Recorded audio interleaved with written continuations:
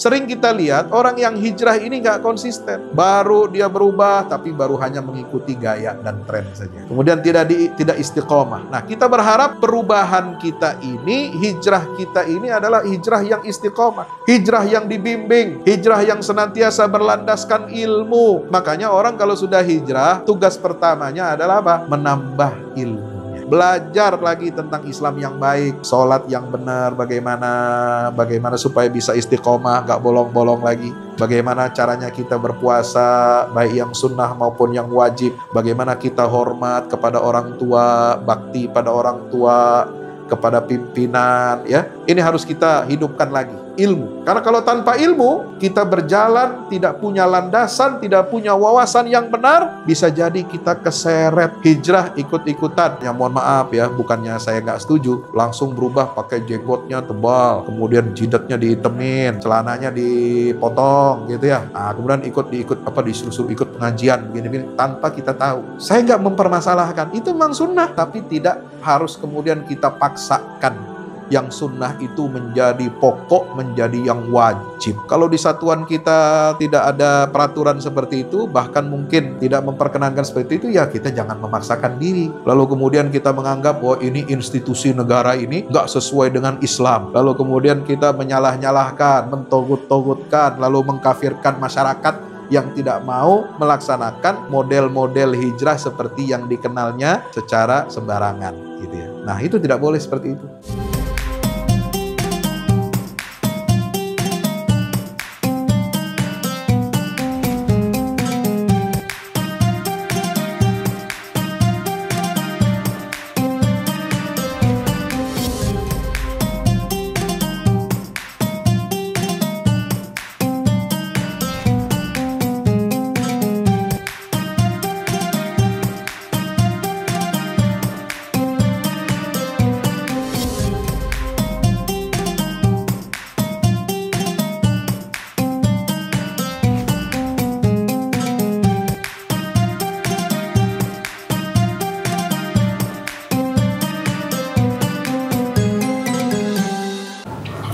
Bismillahirrahmanirrahim.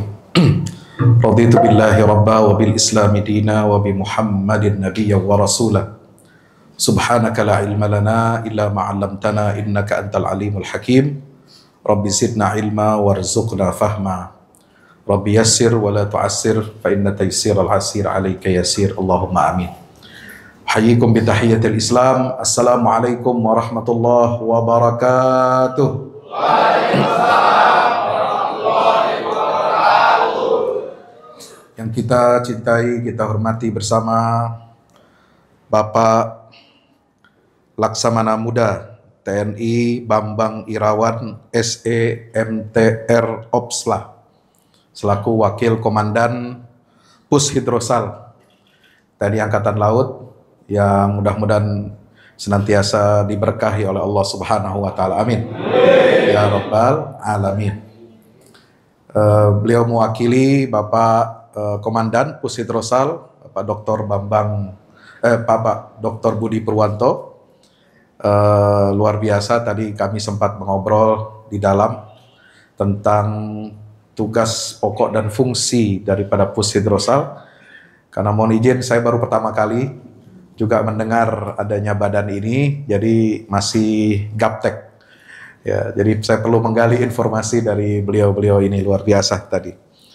Yang sama kita hormati para pejabat utama Pus Hidrosal, para Kasatker Pus Hidrosal, para perwira, bintara, tamtama, dan PNS Pus Hidrosal.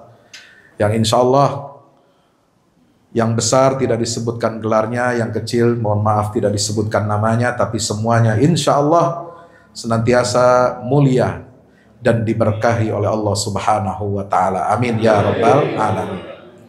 Alhamdulillah, bersyukur kehadirat Allah Azza wa Jal pada pagi hari ini, hari Kamis, tanggal berapa? 3 Juli ya, 2025. Allah pertemukan kita, Allah takdirkan kita dapat bersilaturahim di majelis peringatan Tahun Baru Islam Muharram 1447 Hijriah di Masjid Safinatul Muttaqin. Safinah itu artinya kapal.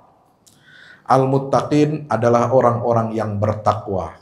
Mudah-mudahan kita semua tergolong orang-orang yang bertakwa, sehingga kita semua selamat menaiki bahtera sebagaimana bahtera Nabi Nuh alaihi salam. Amin ya rabbal alamin.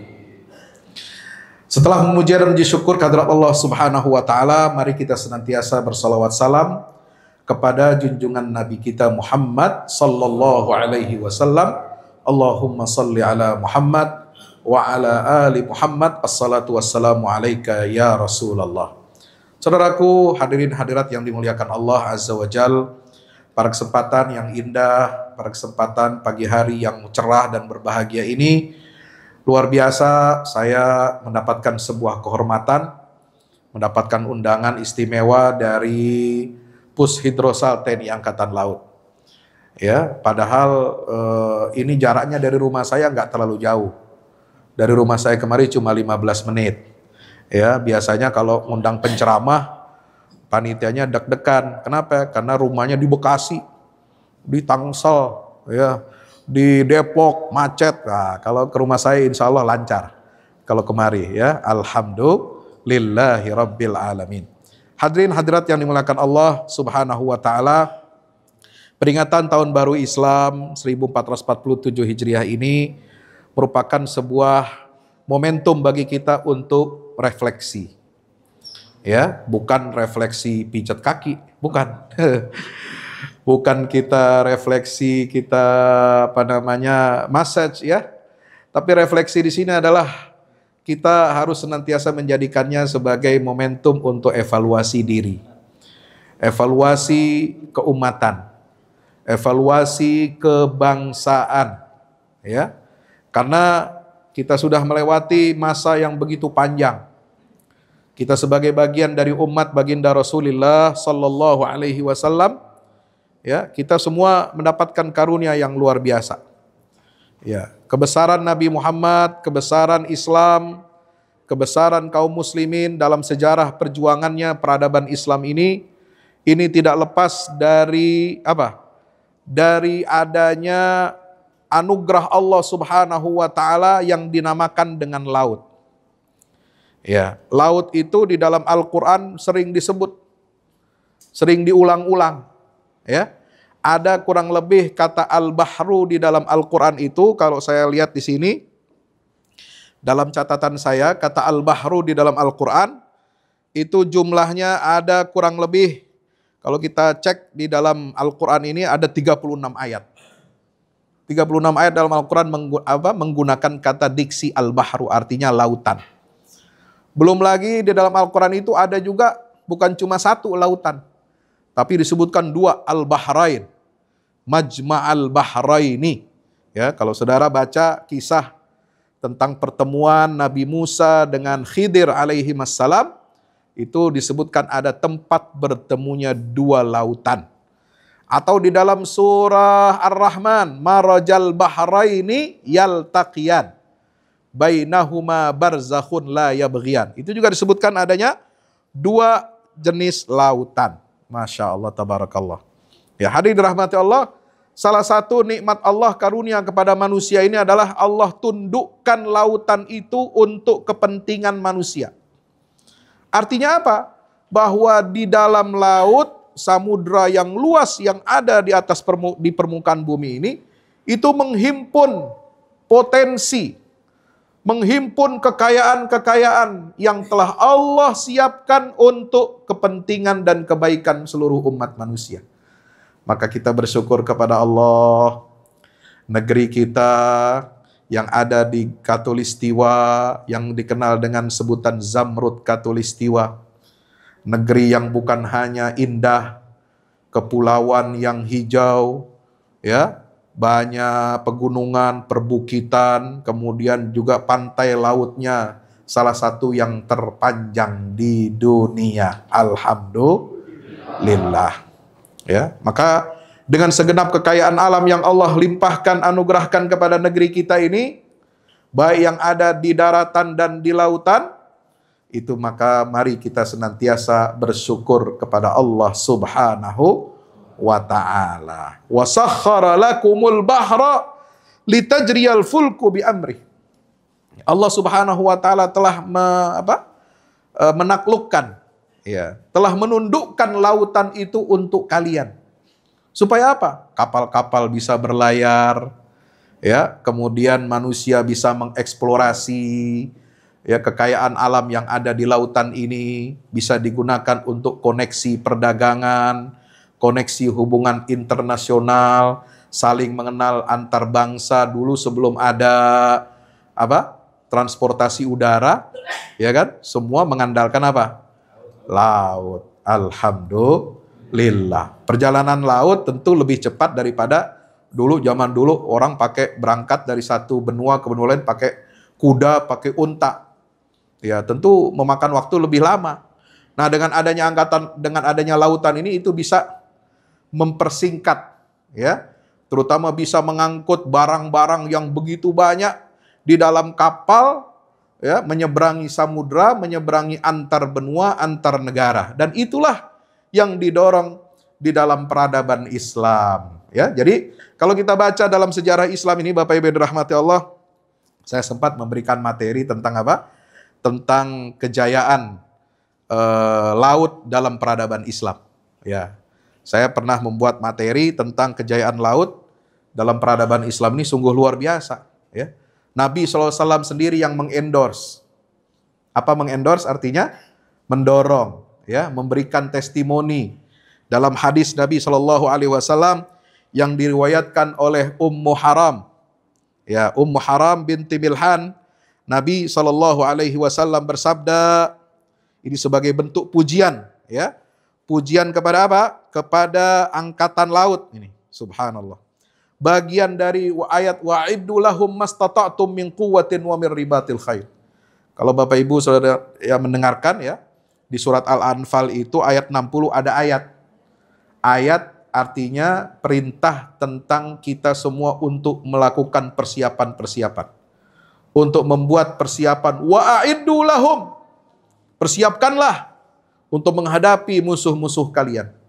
Mastata'tum min quwwah. Apa saja yang kalian mampu untuk membangun kekuatan. Nah, kekuatan di sini dalam tafsir para ulama itu diartikan bermacam-macam dan mencakup banyak hal. Ada yang mengartikannya dengan apa? Ar-romyu, dengan apa? Panah, dengan tombak. Kalau zaman dulu kan kekuatan perang dengan panah dan tombak selain pedang.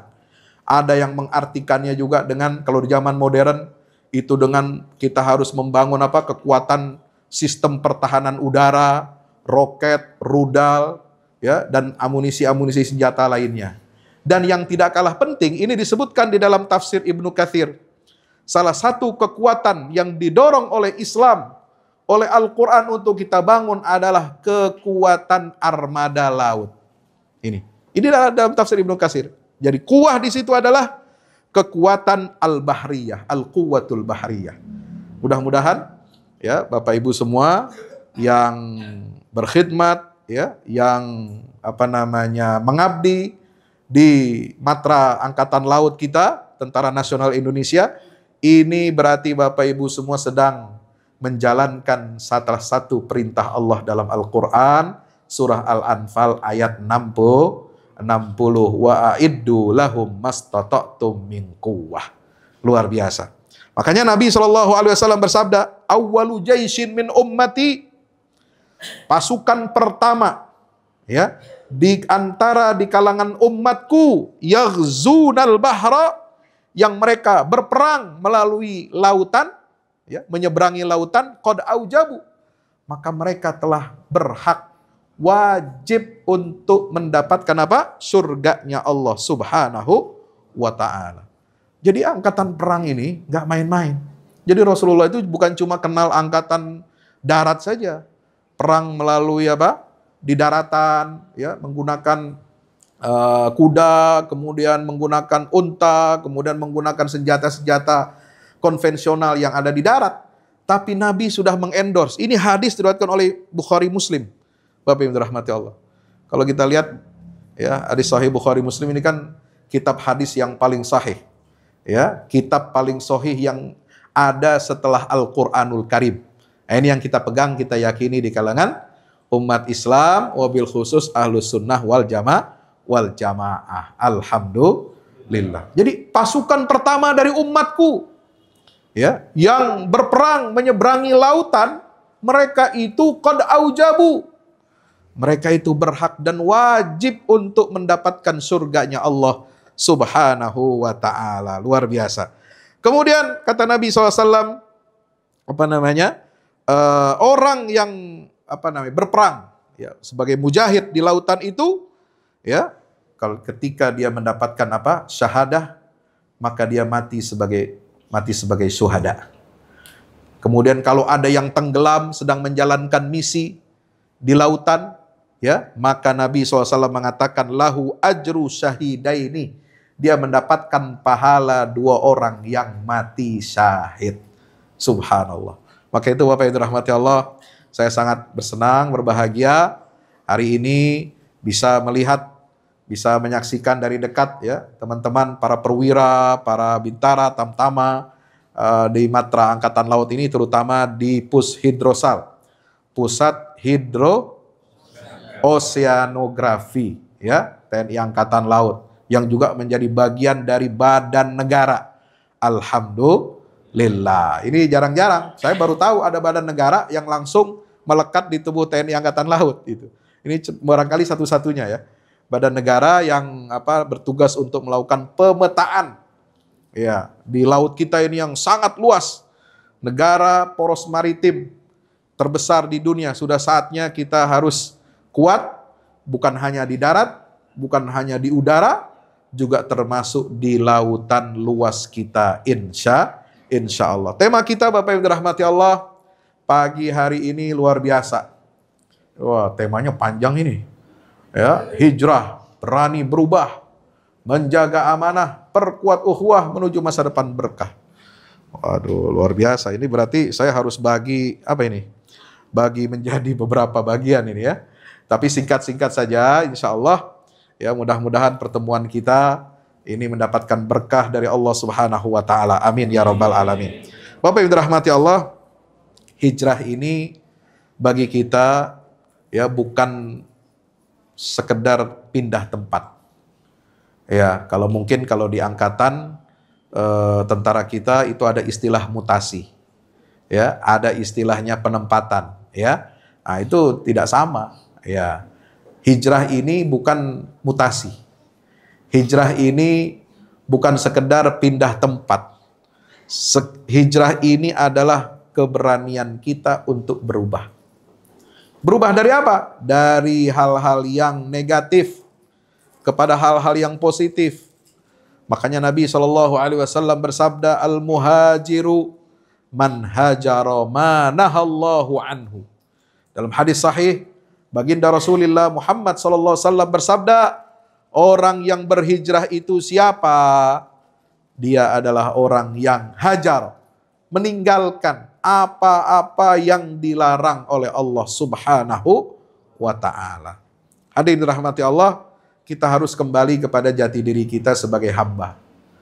Ya. Nah, jadi hijrah itu esennya apa? Rindu kita menjadi hamba yang sejati. Jadi hijrah ini bukan tren. Kalau sekarang lihat, ada komunitas hijrah, ya, ada artis hijrah, kan begitu, ya. Ada festival hijrah, ya. Hijrah itu bukan perkara aksesoris, bukan perkara penampilan. Tadinya pakai baju oblong, ya, pakai baju butut, ya, pakai celana jeans, yang di macam-macamin itu, lalu berubah pakai gamis, wah, gitu, ya. Bukan itu yang dinamakan hijrah. Itu esensinya bukan sekedar berubah pakaian, ya, bukan hanya berubah kemudian kita unfollow, unfollow akun-akun lama. Dulu di Facebook temenannya sama cewek-cewek nakal, misalnya, ya kan, atau misalnya temenannya sama orang-orang nggak jelas, gitu, ya. Kemudian kita unfollow dari Instagram kita, dari Facebook kita, dari macam-macam, ya. Kemudian kita follow ustadz-ustadz, ya, atau kajian-kajian, gitu kan. Iya benar, itu bagus. Tapi bukan hanya sekedar itu, tapi kesungguhan barangkali sering kita lihat orang yang hijrah ini nggak konsisten. Ya, baru dia berubah, tapi baru hanya mengikuti gaya dan tren saja. Ya, kemudian tidak istiqomah. Nah, kita berharap perubahan kita ini, hijrah kita ini adalah hijrah yang istiqomah. Hijrah yang dibimbing. Hijrah yang senantiasa berlandaskan ilmu. Makanya orang kalau sudah hijrah, tugas pertamanya adalah apa? Menambah ilmunya. Menambah apa? Ilmu. Belajar lagi tentang Islam yang baik. Sholat yang benar, bagaimana supaya bisa istiqomah, nggak bolong-bolong lagi. Bagaimana caranya kita berpuasa, baik yang sunnah maupun yang wajib. Bagaimana kita hormat kepada orang tua, bakti pada orang tua, kepada pimpinan, ya, hormat kepada tetangga dan lain sebagainya. Nah, ini harus kita hidupkan lagi, ilmu. Karena kalau tanpa ilmu, kita berjalan tidak punya landasan, tidak punya wawasan yang benar, bisa jadi kita keseret, ya. Hijrah ikut-ikutan.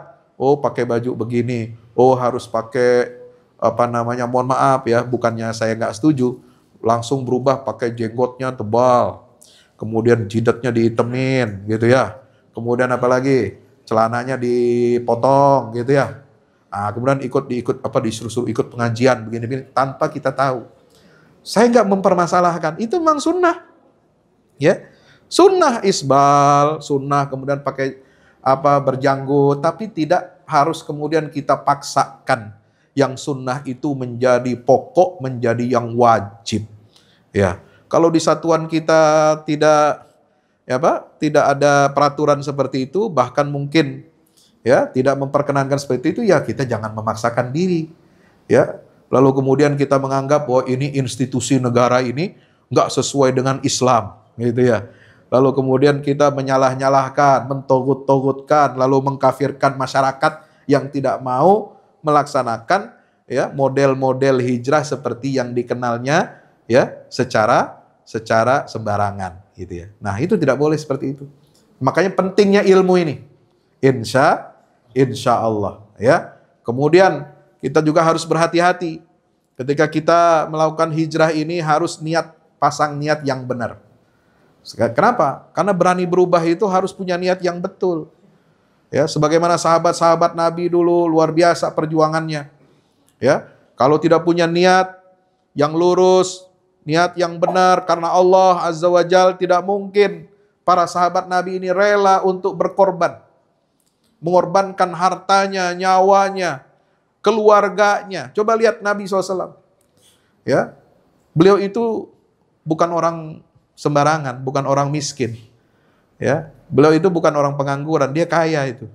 Ya, istrinya juga orang kaya. Tapi karena dia berdakwah di jalan Allah Subhanahu wa taala, beliau tidak ingin ya menjadikan dakwah itu sebagai cara atau untuk memperdagangkan ya komoditasnya. Ya, dulu beliau sebagai pedagang sebelum diangkat sebagai rasul usia 40 tahun. Beliau pedagang hebat. Sejak kecil usia 15 tahun sudah berdagangnya itu sudah antar negara. Ya.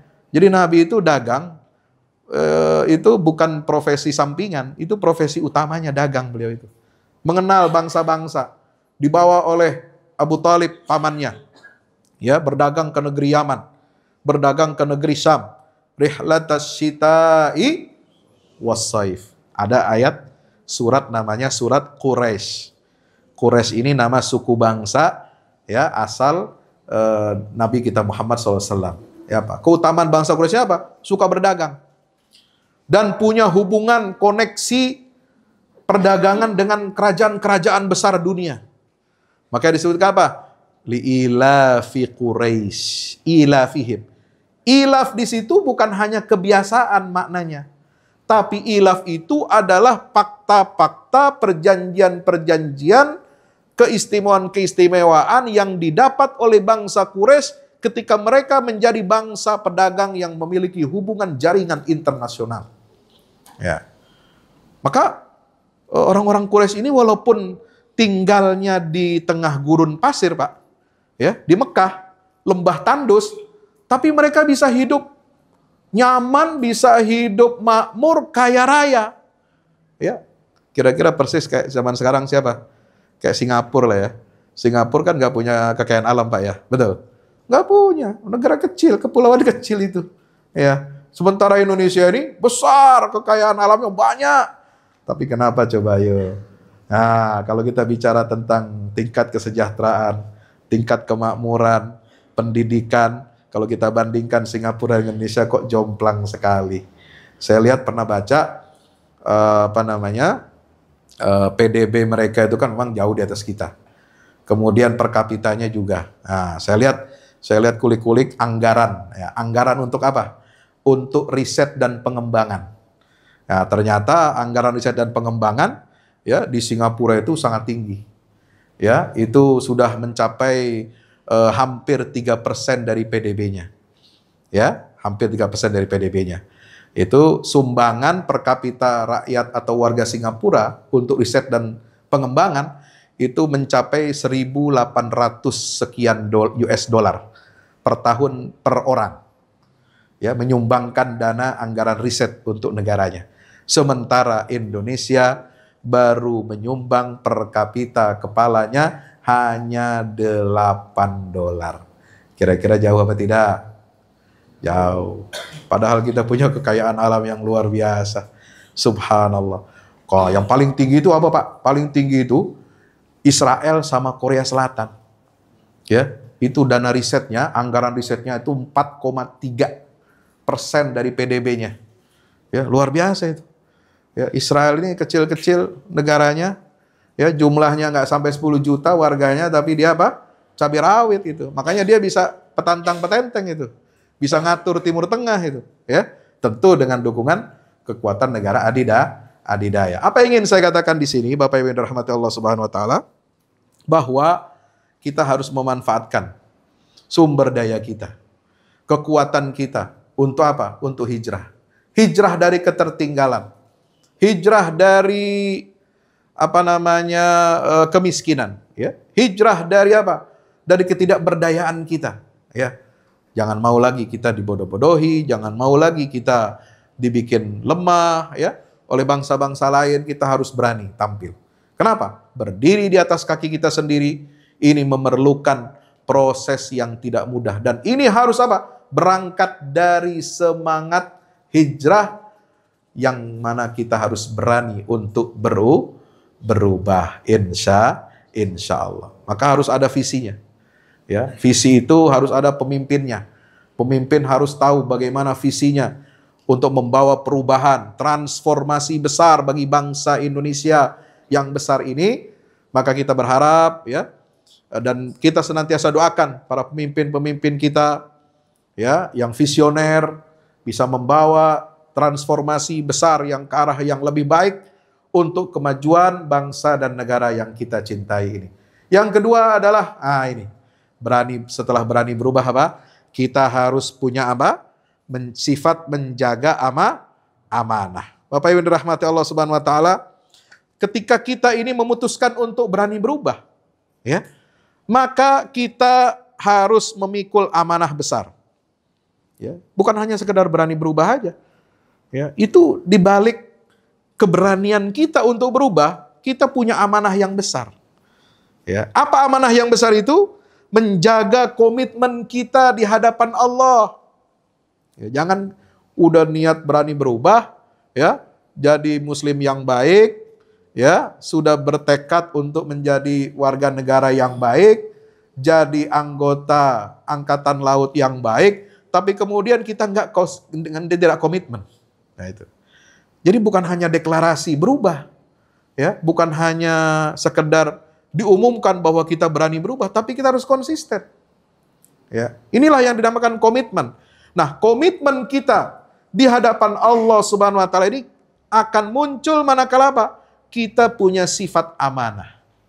Amanah ya berintegrasi akhlak kita dalam apa? Integritas akhlak kita, integritas keilmuan kita, integritas sosial kita, integritas kita dalam membangun kekuatan bangsa dan negara kita ini harus kita jaga. Inilah amanah. Makanya Allah Subhanahu wa taala menyatakan Ya, di dalam Al-Qur'an, innallaha ya'murukum an tu'addul amanat ila ahliha wa idza hakamtum bainan nas an tahkumu bil adli innallaha ni'ma ya'izukum bih. Sungguhnya Allah perintahkan kamu semua untuk apa? Menunaikan amanah. Ya, jadi amanah ini kepercayaan. Kepercayaan itu kalau kita dipercayakan sebagai pemimpin, kita harus menunaikan hak-hak rakyat kita. Rakyat tidak boleh miskin. Ini yang sering diungkapkan oleh pemimpin kita kan. Rakyat tidak boleh sakit. Rakyat tidak boleh kelaparan. Rakyat tidak boleh bodoh. Harus pinter, harus cerdas, harus sehat, harus kuat, harus mandiri, ya. Untuk apa? Bisa menjalankan peran-peran kekhalifahannya di atas muka bumi ini. Insya Allah. Maka itu konsisten dalam kebaikan ini penting. Inilah amanah yang harus kita jaga. Insya Allah jangan sampai hijrah itu hanya jadi tren sesaat. Ya, ikut-ikutan tanpa tahu jelas arahnya mau kemana, ya, ikut-ikutan. Kita nggak seperti itu. Ya, ketika kita mengucapkan sumpah prajurit, apa namanya? Saya nggak tahu istilahnya ya.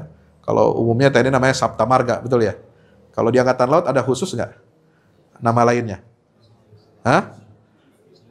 Ada ya kan? Nah, itu bukan cuma keluar di mulut aja, tapi harus disadari, ya, harus disadari berangkat dari hati yang terdalam. Apa yang kita ucapkan itu, kata Allah, wala taqfu ma laysa laka bihi ilm. Inna sam'a wal basara wal fuada kullu ulaika kana anhu mas'ula. Ya. Jangan kita mengucapkan hanya sebatas di bibir saja. Siapa?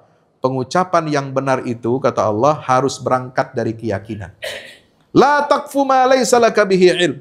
Jangan kamu bersikap mengucapkan sesuatu yang tidak ada landasan ilmunya. Kenapa? Karena setiap pendengaran, setiap penglihatan, ya, dan setiap hati kita itu akan dimintakan pertanggungjawabannya oleh Allah Subhanahu wa ta'ala. Jadi setiap ucapan kita itu seperti itu. Ma yalfizu min qaulin illa ladaihi raqibun atid. Tidaklah keluar ucapan dari lisan kita, ya, kecuali ada yang mencatat dan memantaunya. Itulah raqib dan atid. Ya, maka kita harus apa? Ada yang namanya waskat, pengawasan melekat. Insya Allah. Dan agama itu mengajarkan kita seperti itu. Ya, sebelum ada aturan undang-undang, pengawasan ini, pengawasan itu, ada PPATK, ada KPK, ada BPK, macam-macam udah. Sekarang ada lagi kejaksaan juga, ya kan? Untuk mengawasi semuanya ini, ya, untuk apa? Supaya pembangunan kita efisien, pembangunan kita tidak ada yang bocor, ya kan, anggarannya, itu semua mengawasi, subhanallah.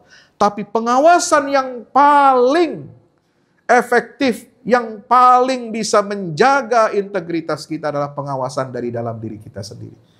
Itu dari mana lahirnya? Dari keimanan dan ketakwaan kita kepada Allah Azza wa Jal. Insya Allah. Banyak pengawasan sekarang, tapi tetap aja masih kok bisa bocor. Banyak pengawasan ini, tapi masih ada aja kasus, ya. Maka itu apa? Ini kita harus berangkat dari apa? Izzah, dari perubahan hati kita, hijrah hati. Seperti tadi disampaikan Bapak Wakil Komandan, hijrah qalbiyah, ya. Kalau hati kita nggak hijrah, nggak bisa, ya. Mau sebanyak apapun pengawasan dari luar, dari dalam, internal, eksternal, kalau hati kita busuk, ya, kalau hati kita rusak, tidak kita perbaiki, ya, dengan apa? Iman dan takwa, itu percuma saja pengawasan itu. Ya, itu nggak akan ngefek.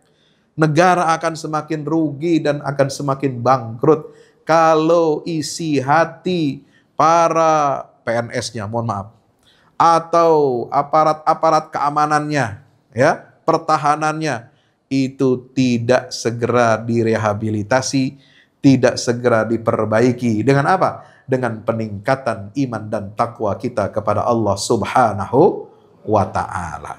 Bapak Ibu yang hadirin dirahmati Allah Subhanahu wa ta'ala. Makanya, yang ketiga ini apa? Setelah kita berhasil berubah.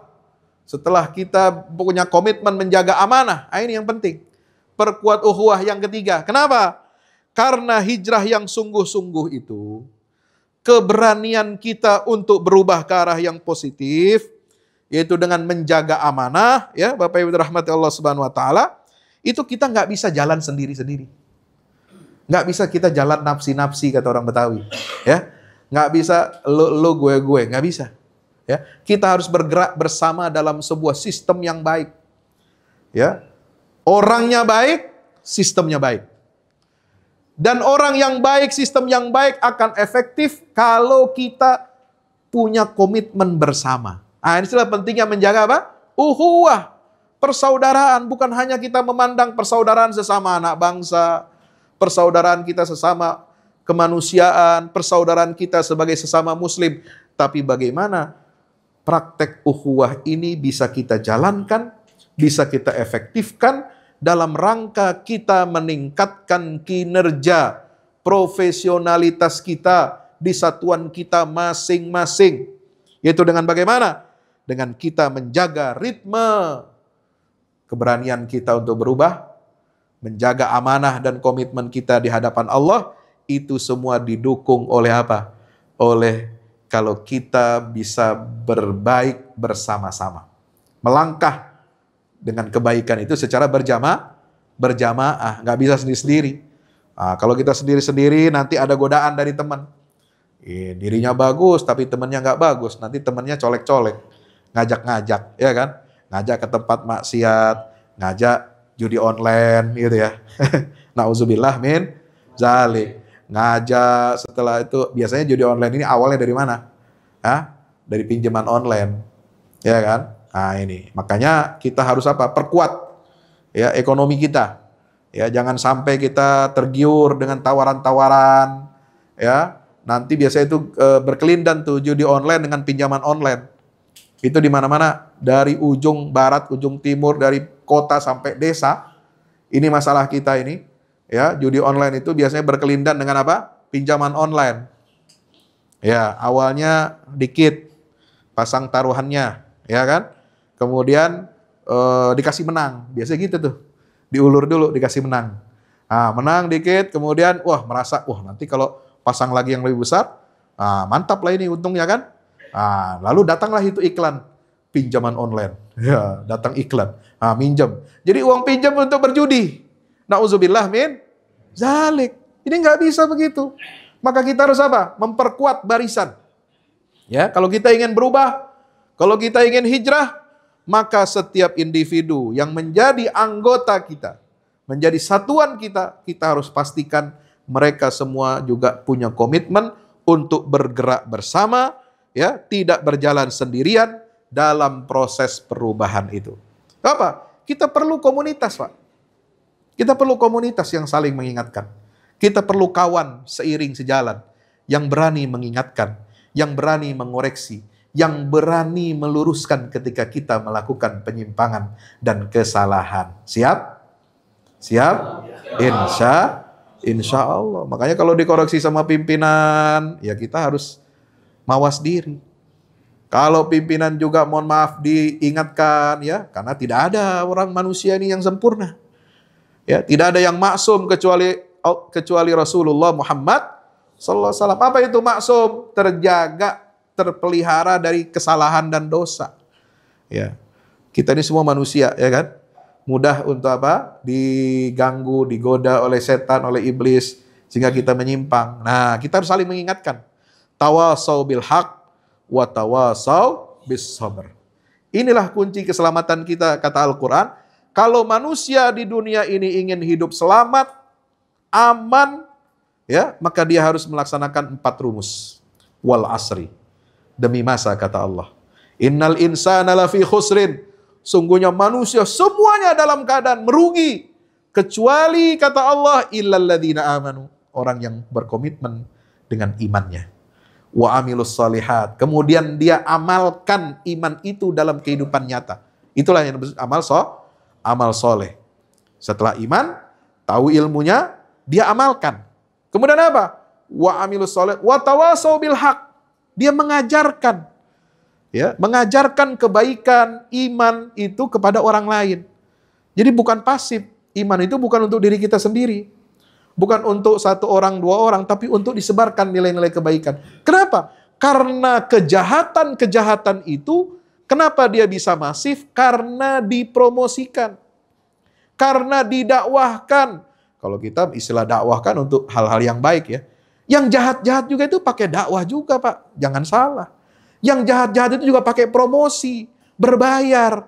Ya bukan hanya dakwah saja, pakai promosi. Yang jahat juga pakai. Ya, sistem dunia yang yang zalim, yang tidak adil, seperti yang terjadi di Palestina sekarang, itu kan cermin, Pak. Simbol bagaimana badan ya, resolusi dari badan internasional yang namanya PBB, ya, kita satu negara misalnya tidak mematuhi resolusi PBB, apa hukumannya? Pasti dihukum. Pasti diserang oleh kekuatan internasional. Tapi satu negara, ini Israel, ya, dia sudah berada seolah-olah di atas hukum internasional. Dia berada di luar jangkauan hukuman dari komunitas internasional. Kenapa? Inilah sistem yang zalim. Gitu ya. Dan mereka itu bisa begitu kenapa? Ya mereka berjalannya berbarengan gitu. Saling mendukung satu sama lain, ya, saling melindungi satu sama lain. Dia nggak peduli. Ya, mereka yang mendirikan ini 5 negara tetap Dewan Keamanan PBB, intinya PBB itu kan di Dewan Keamanan, Pak.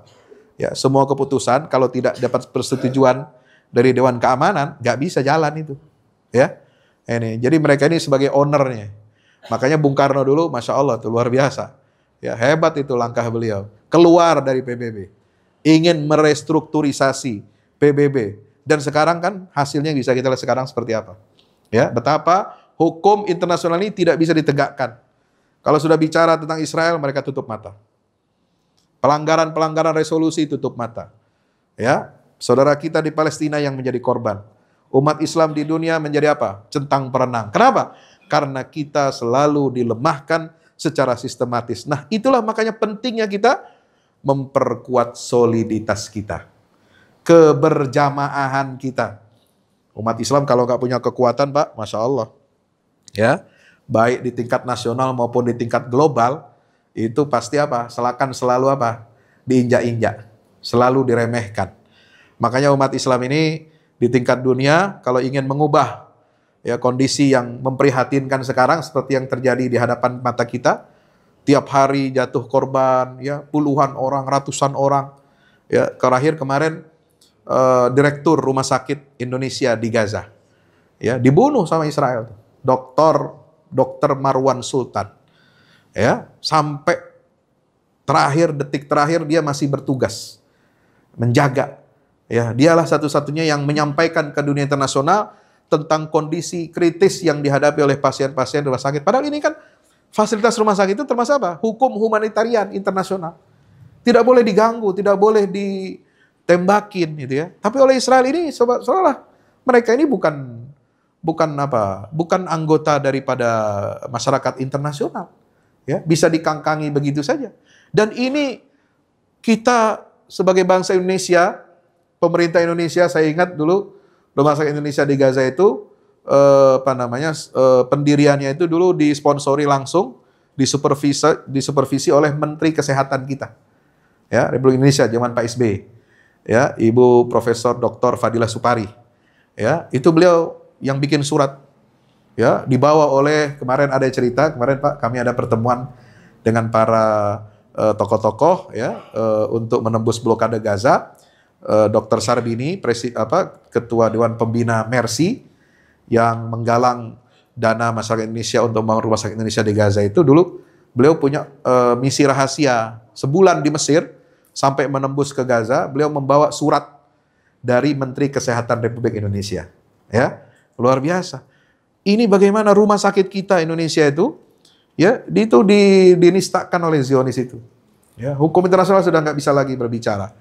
Ya, banyak korban di sana, ya, luar biasa. Maka itu, mari kita harus perkuat ukhuwah kita. Jangan kita saling melemahkan, jangan kita saling membuli satu sama lain, karena hanya perbedaan-perbedaan sedikit, ya, perbedaan furu'iyah, perbedaan khilafiyah, sehingga menyebabkan umat Islam ini centang perenang, lemah. Karena Allah Ta'ala menyatakan dalam Al-Quran, wala tanaza'u, jangan kamu berpecah belah. Fatafshalu, maka kamu akan gagal. Gagal dalam apa? Menjalankan misi. Ya, coba kalau anggota TNI apa saja, dari matra apa saja, kalau dia berkelahi satu sama lain, ya, menjalankan misinya itu nggak kompak, nah ini bisa rusak, bisa gagal. Fatafshalu wa tadhhaba rihukum, dan kekuatanmu itu akan sirna. Musuh tidak akan lagi segan kepada kita, tidak akan hormat kepada kita kalau kita masih berkelahi, tidak bersatu, ya, dengan sesama kita. Insya Allah.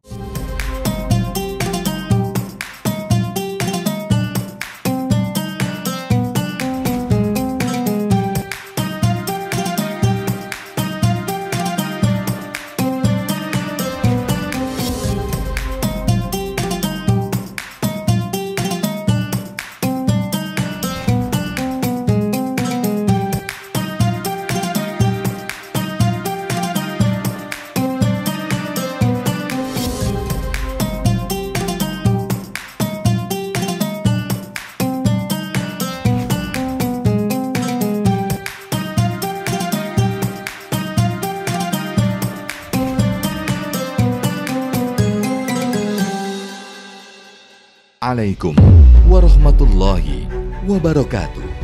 Yang terbaru dari Al-Fahmu Institute, buku petunjuk manusia pilihan, karya Ustadz Fahmi Salim. Dari keseluruhan jumlah ayat-ayat Al-Quran, sekitar sepertiganya adalah berupa kisah-kisah. Hal ini menjadi dalil yang sangat jelas tentang pentingnya sebuah kisah. Andaikan kisah ini tidak penting, tidak mungkin menempati porsi yang banyak di dalam Al-Quran ini. Kisah Al-Quran mempunyai keistimewaan yang membedakan dengan kisah-kisah lainnya, seperti kisah sejarah ataupun fiksi. Sesungguhnya, kisah-kisah Al-Quran sumbernya adalah Al-Quran itu sendiri. Kisah Al-Quran adalah kisah yang mempunyai target, yaitu target agama dan akhlak. Sesungguhnya sumber yang menjadi rujukan asal kejadian-kejadian di dalam kisah-kisah Al-Quran dan para tokohnya adalah berasal dari alam dunia dan sejarahnya. Kisah Al-Quran adalah kisah nyata yang tidak ada khayalan atau fiksi di dalamnya. Tidak ada kepalsuan dan tidak ada mitos, serta tidak ada kode tertentu.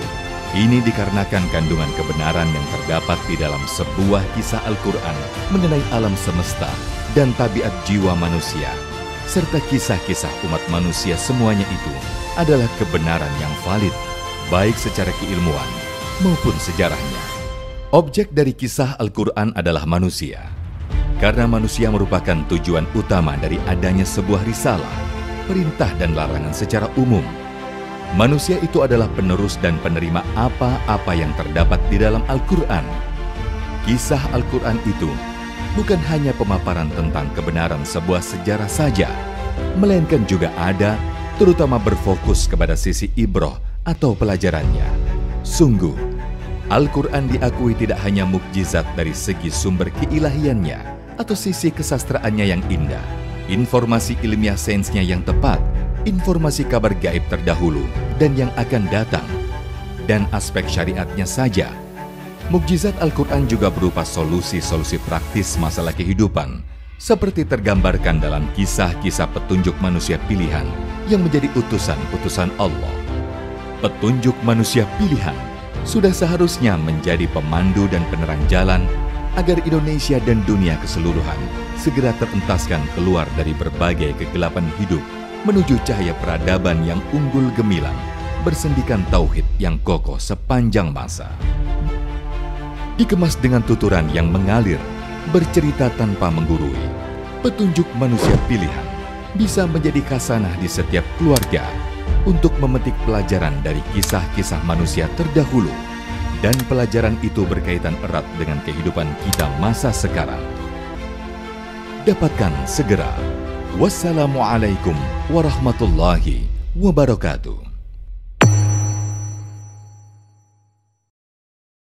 Yang terbaru dari Al-Fahmu Institute mempersembahkan buku Kronik Perlawanan Palestina karya Muhammad Ilhami, peneliti sejarah Arab terkemuka.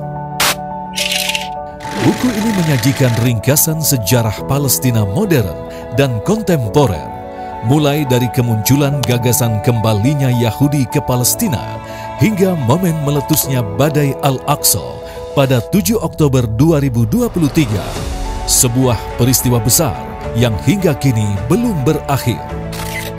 Pembahasan dalam buku ini mencakup akar-akar ideologi Zionisme, kondisi yang melingkupi berdirinya gerakan Zionis oleh Herzl, alasan di balik keberhasilannya yang tidak mampu dicapai oleh para pendahulunya, serta bagaimana situasi masyarakat Palestina di akhir era Kekaisaran Utsmaniyah.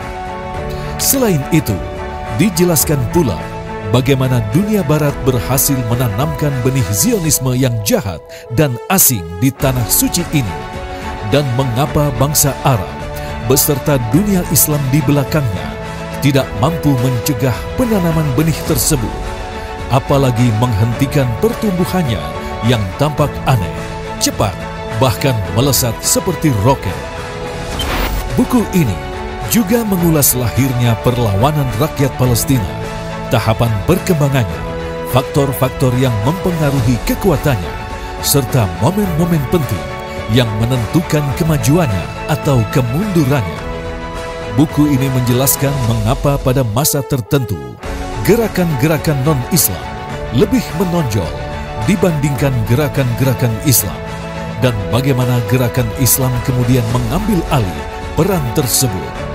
Gerakan Islam inilah yang memimpin pembebasan wilayah pertama di Palestina, yakni Jalur Gaza, sebuah wilayah yang telah melalui 5 pertempuran besar sebelum akhirnya mengejutkan Israel dan dunia dengan melancarkan serangan luas terhadap Israel. Buku ini diakhiri dengan sejumlah kesimpulan pemikiran dan politik yang diambil dari sejarah kronik perlawanan Palestina. Dapatkan sekarang juga. Hubungi segera admin order buku-buku pilihan di www.fahamalquran.com atau WhatsApp 0877 7063 7192. Al-Fahmu Institute, bahagiakan Indonesia dengan dakwah Al-Quran. Baitul Maqdis Institute, ilmu memimpin pembebasan Masjid Al-Aqsa.